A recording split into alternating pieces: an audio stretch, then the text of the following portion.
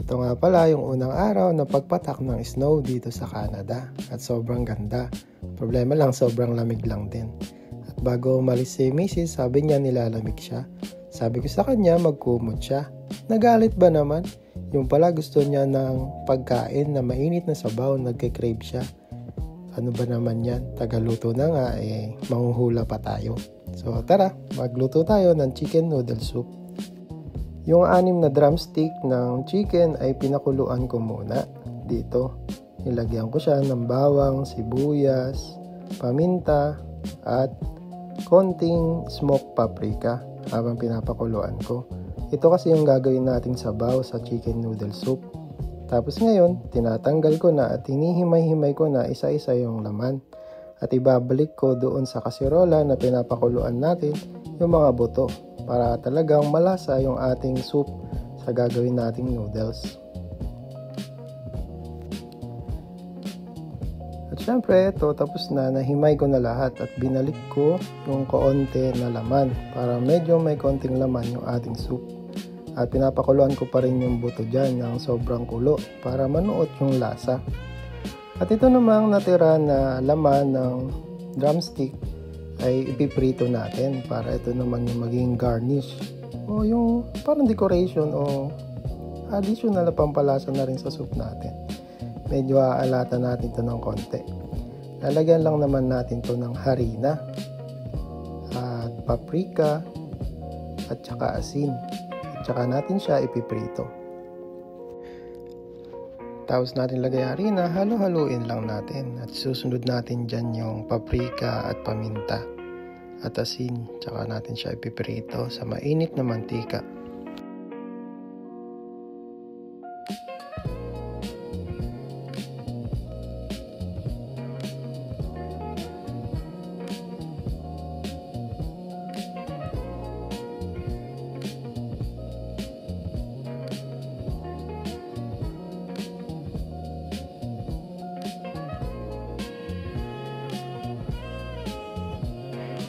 Ngayon naman ay natapos na nating himayin yung manok at pipirito na natin yan mamaya.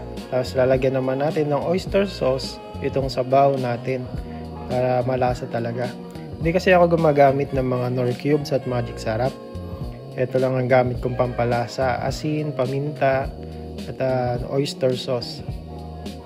Tapos habang kumukulo yan ay tatanggalin na natin yung mga buto kasi hindi natin yan isasama sa ating soup. Ginawamit lang natin siya sa pampalasa. Ngayon kumukulo na siya, babagsak na natin yung itlog.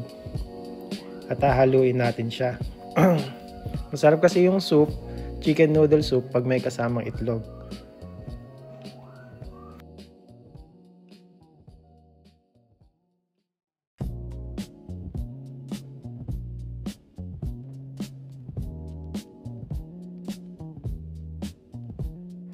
Tapos ngayon, yung nalagyan natin ng harina, paminta, paprika at asin, ipiprito natin. Ito yung magiging parang chicharon natin. Wala kasi tayong chicharon ngayon. At ito na lang gagamitin ko kasi medyo madami yung napakulo ko sa sabaw na gagamitin natin sa chicken noodle soup. At yung ibang parte ng laman ay pinirito natin. Masarap to pag naprito. Inalatan natin siya ng konti kasi mabababad siya sa soup. At makaka-add din siya ng pampalasa dun sa atin sa soup. So yan na yung finished product ng ating prito. Ngayon ay nilagyan ko naman yung soup natin ng gulay. Nilagyan ko ng bok choy. At kasama ng bok choy ay onion leeks para mas malasa yung sabaw natin. At malapit na rin ito maluto. At mamaya ay gagarnish na natin. At piprito ko lang mabuti itong sobrang laman ng manok.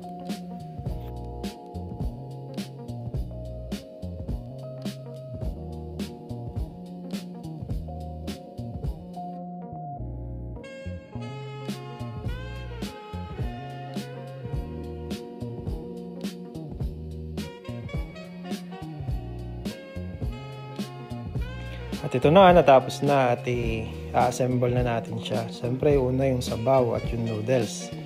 Ilalagay natin.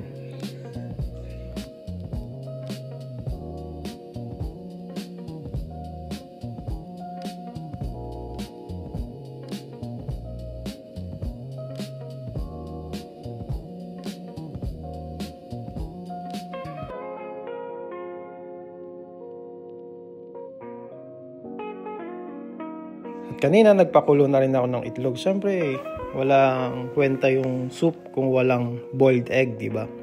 So ito na siya. At lalagyan pa natin siya ng katas ng lemon.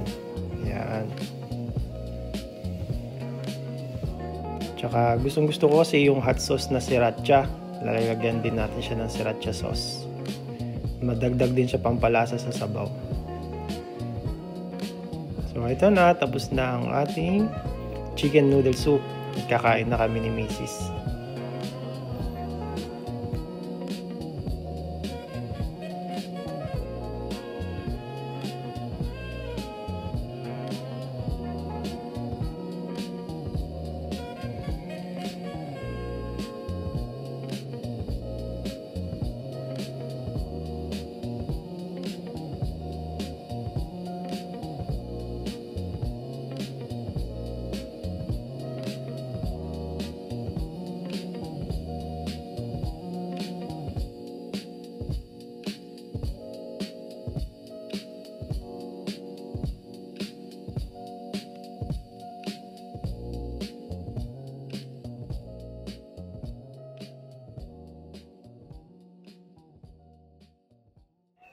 Grabe, ang sarap ng sabaw niya. Saktong-sakto ngayong taglamig dito sa Canada. So, maraming salamat sa panonood. Sana nag-enjoy kayo. Please like, comment, and subscribe sa channel ko. Bye!